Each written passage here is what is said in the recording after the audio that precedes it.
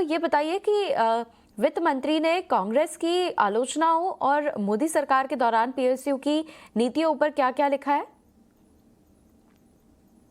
दरअसल कांग्रेस की तरफ से और कई बार राहुल गांधी की तरफ से मोदी सरकार की ये कहकर आलोचना की गई कि मोदी सरकार के कार्यकाल के दौरान सरकारी कंपनियों की हालत काफी कमजोर हुई है, सरकारी कंपनियों को बेचा गया है। और इन सभी आरोपों का आज जवाब दिया है वित्त मंत्री निर्मला सीतारमण ने।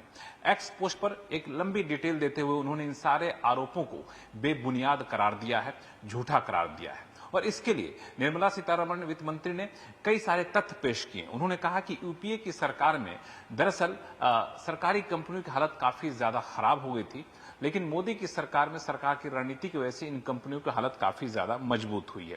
उन्होंने एग्जाम्पल के तौर पर कहा कि बैंकिंग सेक्टर पहले जहां संकट के दौर पर था, वहां पे ग्रॉस एनपीए पूरे दशक के निचले स्तर पर पहुंच गया है, 3.2% पर आ गया है। सभी सरकारी कंपनियों सेंट्रल पब्लिक सेक्टर एंटरप्राइजेज यानी सीपीएसई का कुल पेड अप कैपिटल देखें तो 2014 से लेकर अब तक 155% बढ़ा है।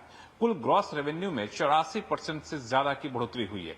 पिछले 3 साल में जो सभी 81 लिस्टेड सरकारी कंपनियां हैं, उनका मार्केट कैप 225% से भी ज्यादा बढ़ा है। अगर सरकारी बैंकों की बात करें तो जो लिस्टेड है उनका मार्केट कैप 195% से भी ज्यादा बढ़ा है। और आगे वित्त मंत्री ने यह भी कहा कि कुछ कंपनियों का जब जिक्र किया जाता है तो इसमें एचएएल को देखा जाए। सरकार के आत्मनिर्भर बनने की रणनीति के तहत एचएएल की स्थिति काफी ज्यादा मजबूत हुई है। रिकॉर्ड ऑर्डर बुक जो है वो रिकॉर्ड स्तर पर पहुंच चुका है। इसी तरह से विनिवेश जिन कंपनियों का किया गया, चाहे एयर इंडिया हो या फिर नीलांचल इस्पात हो, इन सब जगहों पे खास तौर से लोगों को रोजगार गए नहीं और ज्यादा रोजगार के मौके पैदा हुए।